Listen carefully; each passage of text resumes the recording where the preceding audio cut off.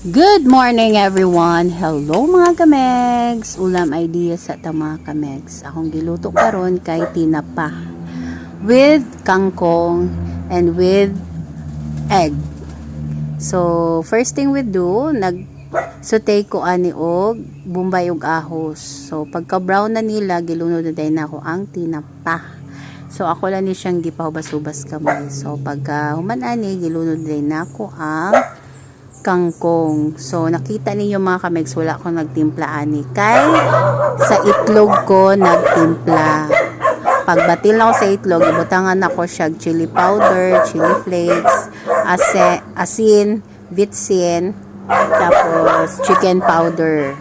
So yun ani lang. So pagka luto na sa kangkong, gilunod din ako ang itlog. So nanadiritanan ang timpla mga kamegs. So, enjoy watching sa ako ang